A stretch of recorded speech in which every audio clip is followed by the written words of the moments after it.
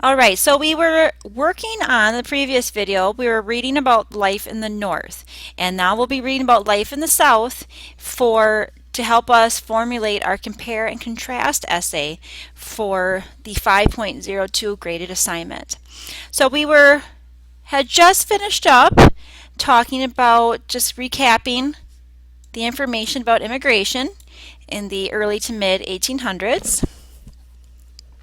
And now we want to just kind of skip ahead now and read about life in the North during this time. Let me find the right page. We're almost there. Hopefully it should be this next one. Yes, here we go. The South, agriculture and slavery. So let's recap first before we begin reading about the South. So some of the commonalities that we first talked about were that in the North and the South, all together, the whole United States, North, South, East, West, it was still very much an agricultural based economy. Most people were still a nation of farmers. That's a commonality, something that both the North and the South and even the West that they have in common. However, when we learn more about the North, we find that more factories were developing in the North. So some people were leaving the farm life and finding jobs in the factories. Among those people that were leaving or living in the North were the immigrants that were coming into the United States because that was an easy and fast way to find a job. There was a lot of availability for jobs in the factories, and that's what immigrants needed. They needed jobs. And that's where many of them settled in the cities of the North.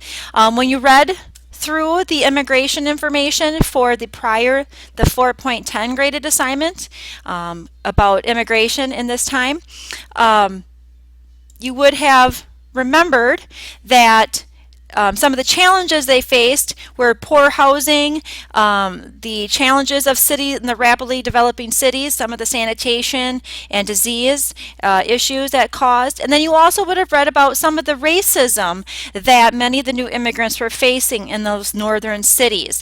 And that's another thing we'll find that's common, whether it's the North or the South, was racism towards people that were not white or that maybe didn't speak English.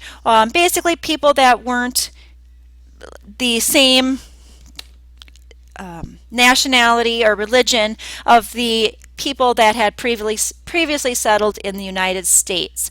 So that might be something you would bring up as something that's common between the North and the South. But let's read a little bit more now about the particular differences that made up the South, and so we can continue to work on finding out information to include on our 5.02 graded assignment. So starting with the South, agriculture and slavery. While the North became increasingly urbanized as cities grew along riverbanks and lake shores, agriculture dominated the South. Aside from New Orleans, which thrived on Mississippi River commerce, the South before 1850 had no urban areas with more than 100,000 people. Southern cities like Richmond and Mobile were small compared to their northern counterparts. Southern slaves, unlike dissatisfied New England farmers, were not free to start new lives in the city. Immigrants tended to avoid the South, since most were either too poor to buy farmland or unwilling to compete with slave labor. Industrialization seemed to halt at the Mason-Dixon line.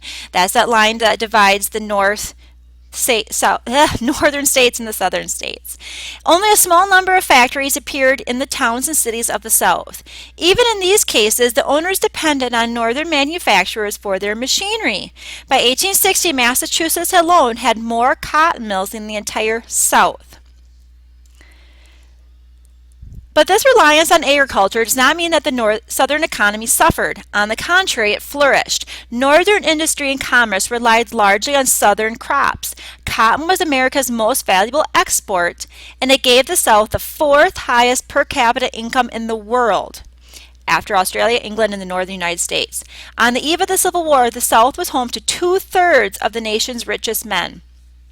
So you can see here, they very much complemented each other. The South provided the raw product, where it was brought to the North that they were able to use it to produce it for textiles or other needs. So without one, the other couldn't flourish as well. So they were very dependent on that relationship they had with each other. Southern agriculture prospered in part because of the climate, perfect for growing cotton. Improvements in transportation, especially steamboats, lowered the cost of shipping harvested crops to textile mills. All this prosperity relied on slaves, whose labor earned huge profits for their masters, of course, not themselves. Why did more Southerners invest in factories? The answer lies in part in the Southern's dependency on slavery. In 1860, slaves made up about a third of the population of the South. Some Southern industrialists rented or brought slaves to work in their mills, but as cotton prices climbed and plantations expanded, the value of each field slave raised. Gang labor, the most efficient way to harvest cotton, was so difficult that free workers insisted on wages higher than owners were willing to pay. Masters earned more profit by keeping slaves at work in the fields rather than in the factories. Besides, planters enjoyed the wealth and social status that land and slave ownership bought. Why build factories when cotton was already making them rich? Okay, key points here. Southern agriculture prospered because of the climate. That climate in the north was not suitable for growing cotton. It was perfect in the south. So that's why the cotton industry flourished in the south. And it developed that slave-based, plantation-based economy in the South, and cotton was indeed king. So let's read about cotton as king. Before the Industrial Revolution, American women made cloth at home by hand by a slow and painstaking process. But in the late 18th and early 19th centuries, with the invention of mechanized spinners and power looms, textile mills in Britain and New England could each churn out hundreds of yards of fabric a day. The cotton gin allowed farmers to process as much raw fiber in 24 hours as they once did in a month. These innovations, mechanizing the cleaning and weaving of cotton, transformed American economy. Cotton fabric, cheaper than linen or silk and lighter and softer than wool, quickly replaced other fibers in men's shirts and jackets. And cotton fiber could be printed with patterns. Women could purchase calico print dresses, which were more fashionable than homespun goods. This chapter here talks about how much of the cotton and the textiles that were produced was shipped abroad to England, continental Europe, and Russia. Southern planters furnished 70% of the cotton used in British textile mills and 60% of the world's supply. So you can see cotton, it really is becoming king. By 1860, cotton brought America as much revenue as all the nation's other exports combined, and its value continued to rise in the next decades. As America's chief export, cotton funded the growth of a nation. Northern shipping centers and factories were financed in large part out of cotton profits, which also paid for much of the country's imports. Southerners reduced their output of other crops to cash in cotton. Although farmers in the Upper South, Maryland, Virginia, Kentucky, and North Carolina continued to grow cotton, hemp, and wheat, in the Deep South, acre after acre was given over to cotton. As they announced from the Senate floor, cotton is king! Slavery in the South. And how did they make cotton become king? On the backs of slaves. Cotton required an extraordinary amount of labor to grow and harvest. Such a labor-intensive crop brought high profits only because the labor was provided by an enslaved workforce that was not paid wages. They would not have been able to make those profits if they had to pay each and every one of the laborers. That's, if you go back in further lessons, that is how slavery, the slave trade and slavery flourished in the South, because they could not afford to produce what they did if they had to pay their workers. That's why slavery flourished in the South.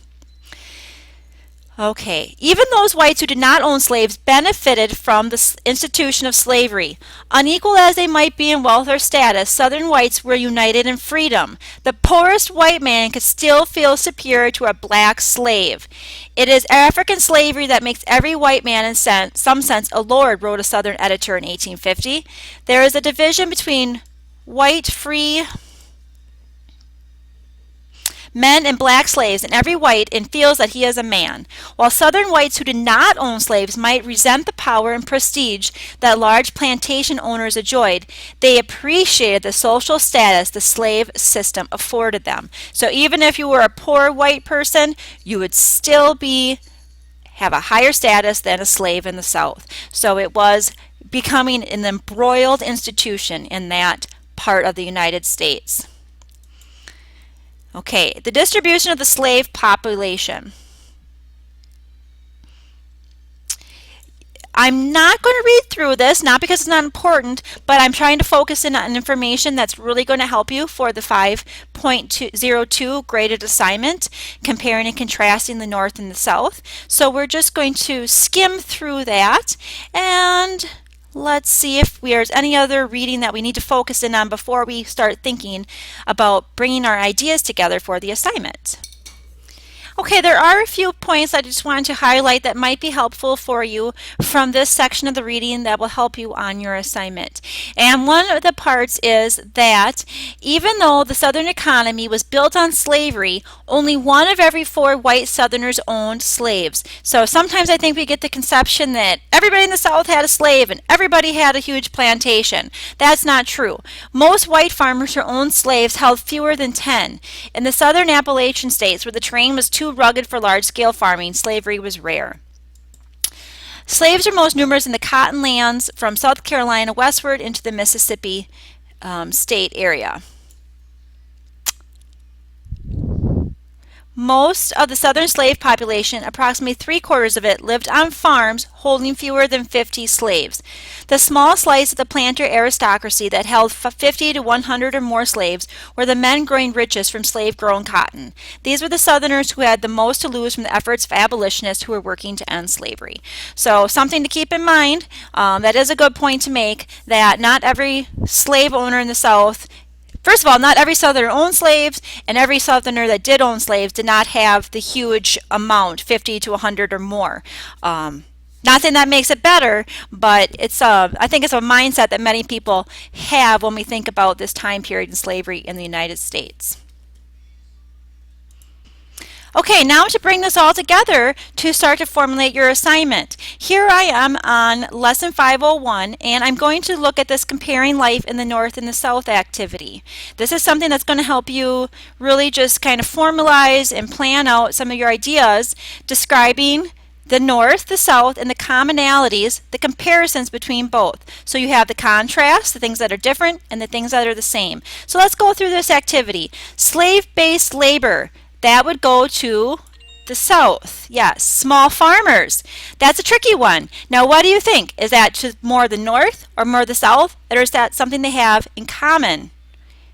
That is something they both have in common. They were still comprised of mostly small farms. Plantations? That belongs in the South. Immigrant labor. Where are most of the immigrants settling? In the North. Agriculture. That is both. Both regions still were predominantly agriculturally based. Who was providing manufactured exports? The North in their factories. Where would you find racism? Yes, both the North and the South. Whether it's towards African American slaves or to immigrants, it was racist areas in both the North and the South. King cotton, we'd find that in the South. Increasing industry, that's the factories. That would be the North. Growing cities. The cities that were growing were mostly in the North because of the factories and the growing immigrant population. Abolitionism. Where would you find much of the fervor for outlawing slavery? In the North.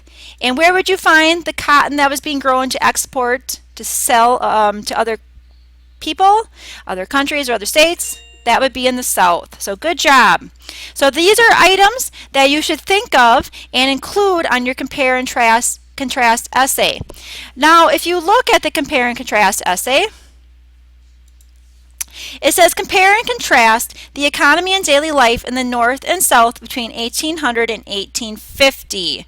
So the economy, which means jobs, and the way of life, or which is daily life, so is how were people treating each other? What were things that they were doing in their daily life? So when you go to work on that graded assignment, something you can also help you that will also help you is the similarities and differences sheet. And I'm just bringing up the answer key right away. And you see there are items that are also helping you about the economy and daily life in the North and the South.